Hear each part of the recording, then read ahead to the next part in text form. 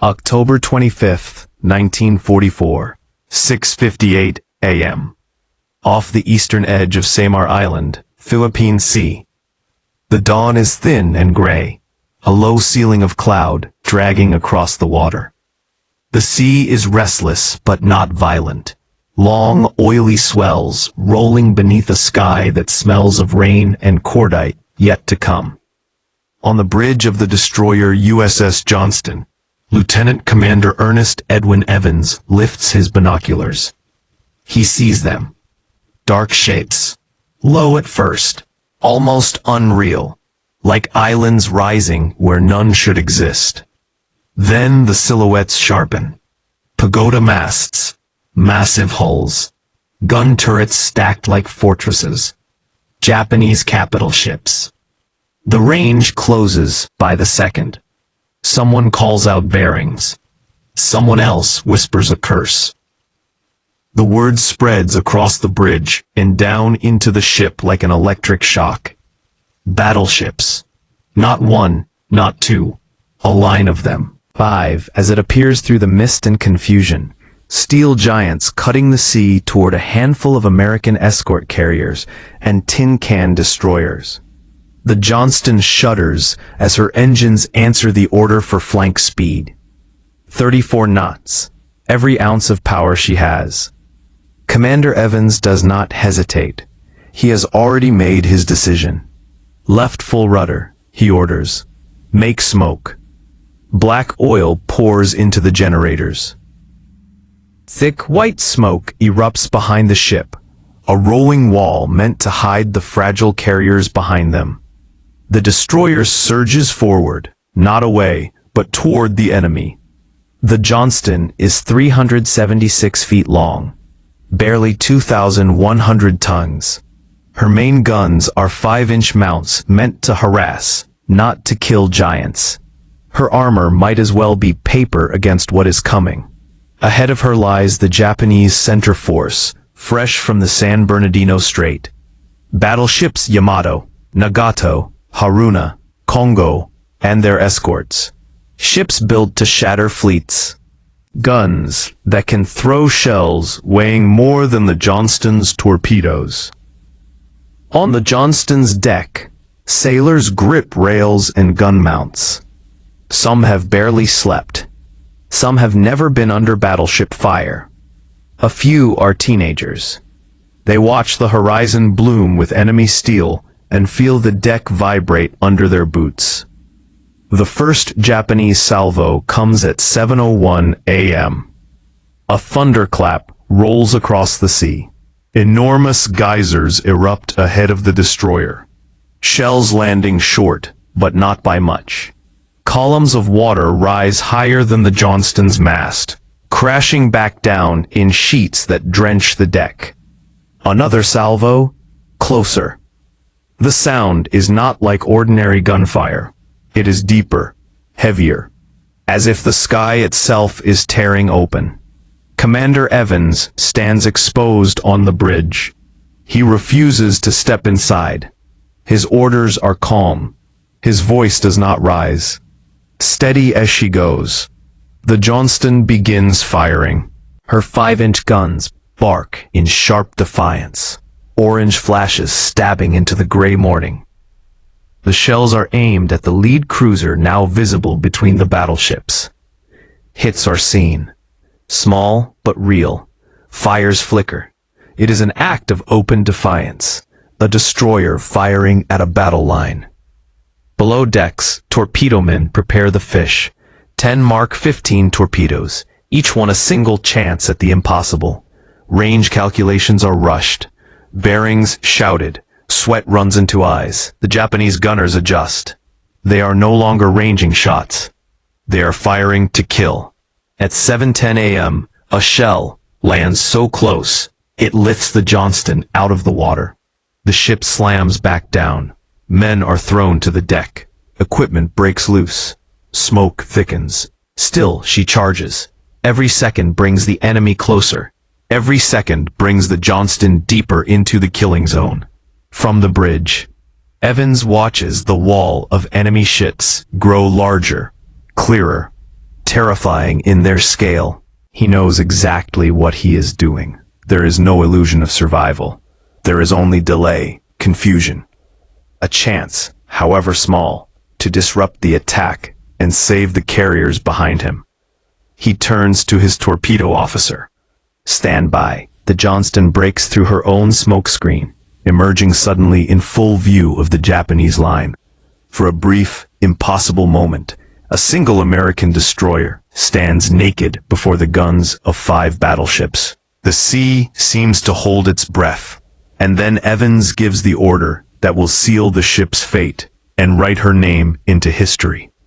Fire torpedoes. Sons of Giants, October 25, 1944.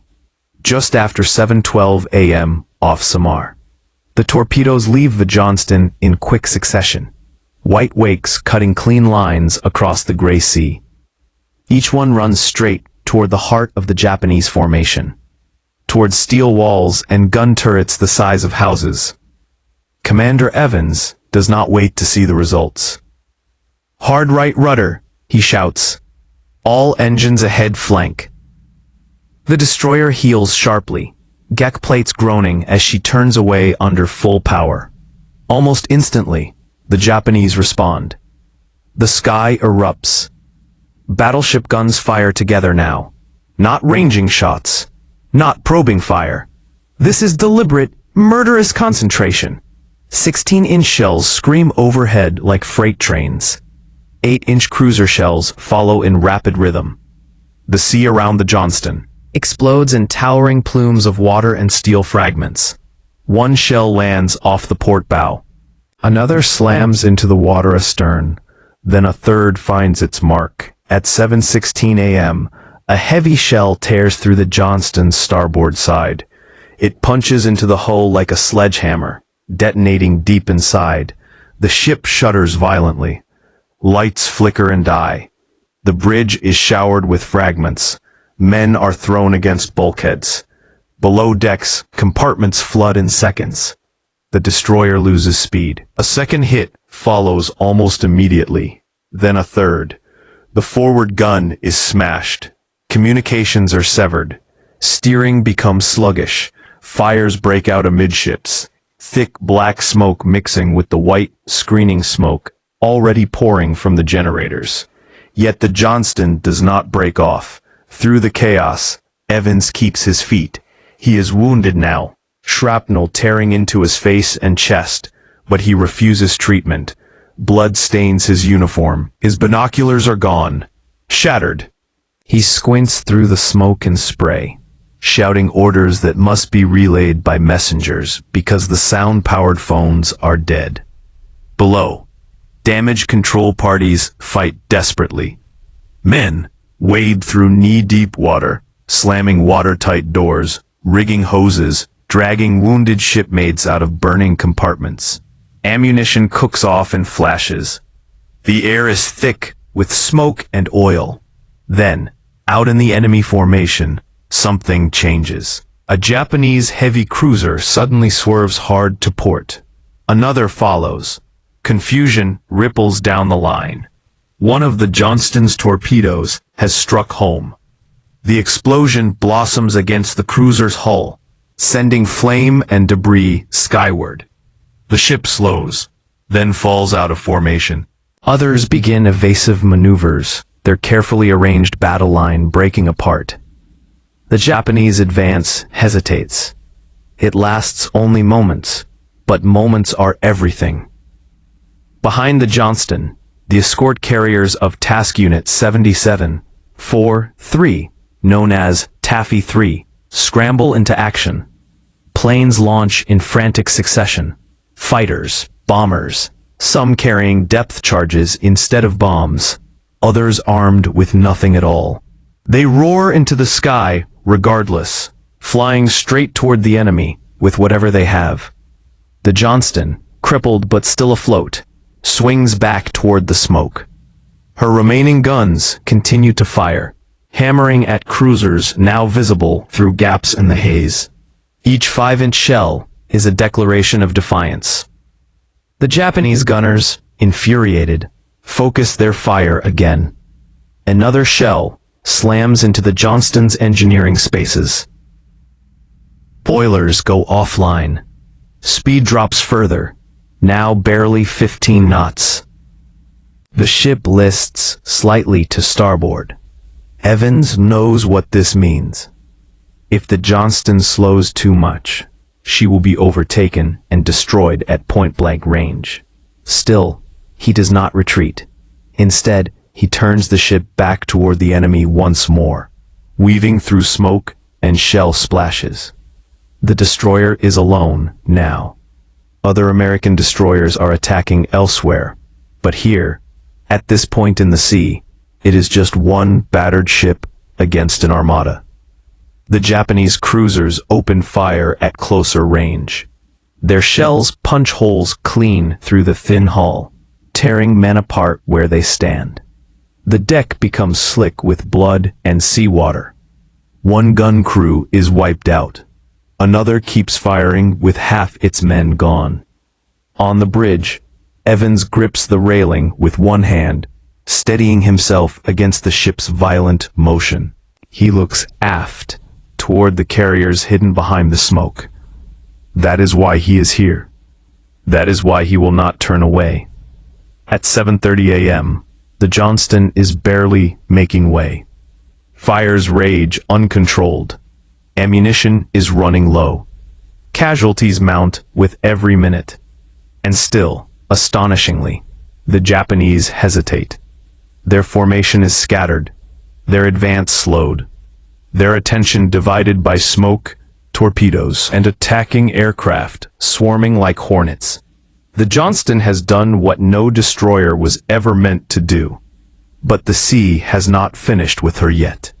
As another massive salvo begins to fall, the question hangs unanswered in the smoke-filled air. How long can a single wounded ship hold the attention of an empire's battle fleet? October 25th, 1944, around 7:35 a.m. The battle off Samar intensifies. The smoke begins to thin. Wind and shell fire tear holes through the artificial fog the American destroyers have laid so desperately. Through those gaps, the Japanese ships emerge again, closer now, larger, more terrifying. The Johnston limps through the chaos, her speed reduced, her hull scarred and burning. She is no longer charging. She is surviving, moment to moment, hit to hit, and she is not alone anymore. To port, the destroyer USS Hoel bursts from the smoke, her guns blazing. She is intact, for now, and moving at full speed. Her commander has seen what the Johnston has done, and makes the same impossible choice. He turns toward the battleships. Moments later, the USS Heermann joins the attack, threading through shell splashes with reckless precision. 3 American destroyers, thin-skinned escorts, now charge the most powerful surface fleet Japan has ever assembled. The Japanese are stunned. From their bridges, officers struggle to understand what they are seeing. These are not cruisers, not capital ships. These are destroyers, ships meant for screening, escort, patrol. And yet they attack with the aggression of a battle line. The sea becomes a killing ground. Shells rain down in sheets. The Hoel is straddled repeatedly, geysers towering around her. The Heermann takes near misses that lift her clear of the water, shaking bolts loose from her frames. The Johnston, already crippled, is hit again. A shell detonates near the bridge, tearing away steel and flesh alike. Men vanish in an instant. The shock throws Evans to the deck. When he rises, bleeding more heavily now, the bridge is half destroyed. He refuses evacuation. Instead, he orders the ship to continue firing. Below decks, damage control is barely holding. Flooded compartments spread. Pumps struggle. Power flickers on and off. The destroyer's list increases. And yet, through smoke and flame, another miracle occurs. More torpedo hits. The Japanese heavy cruiser Yamato reels as a torpedo tears into her bow, blowing it open. She slows drastically, then turns away, crippled. Other cruisers scatter, each attempting to avoid unseen torpedo tracks. The Japanese formation dissolves into confusion. Admiral Takeo Kurita, commanding the center force from his flagship, watches his attack unravel. Reports flood in. Torpedo hits. Destroyers attacking from multiple directions. Aircraft diving relentlessly out of the clouds. He cannot see the carriers clearly. Smoke conceals them. The American resistance feels stronger than it should be. Something is wrong. Above, American aircraft attack again and again, some strafing with machine guns, some dropping bombs, some merely making dry runs to force evasive maneuvers. Pilots know they may not make it back. Some have no ammunition at all. Still, they attack. The sea is now a mosaic of fire and smoke. Burning oil slicks spread across the surface. Debris floats everywhere. Life rafts, wreckage, bodies. The Hoel takes multiple direct hits. Her speed falters. Fires rage out of control. Still, she presses in, launching torpedoes at battleships at nearly suicidal range. The Heermann darts in and out, scoring hits, then vanishing behind smoke, then reappearing again like a phantom. And the Johnston, bleeding, burning, barely afloat, remains in the fight. Evans is now gravely wounded. His face is blackened with soot. Blood runs into his eyes. His uniform is torn. But witnesses will later remember his voice, steady, firm, unbroken. He encourages the gun crews. He refuses morphine. He refuses to leave the bridge. At approximately 8 o'clock a.m., the Johnston can make no more than a few knots. Her guns fall silent, one by one, either destroyed or without ammunition. Fires creep closer to the magazines. The Japanese ships close in. Cruisers now rake her at point-blank range. Shells punch through without detonating, leaving gaping holes from one side to the other. The deck is a ruin of twisted metal. Evans knows the end is near. He gives the final order. Prepare to abandon ship. There is no panic, no shouting. Men move with discipline, helping the wounded, lowering life rafts, gathering what survivors they can. As the order is passed, Evans remains on the bridge. He is last seen standing there, wounded beyond survival, watching the enemy fleet he helped stop, just long enough. The Johnston lists heavily now. Water pours in. At 10:10 a.m., she rolls onto her side and slips beneath the waves. She does not explode. She simply disappears. But the battle is not over. Far from it. For Admiral Kurita is about to make a decision that will change everything, and no one on the sinking destroyers will ever know why.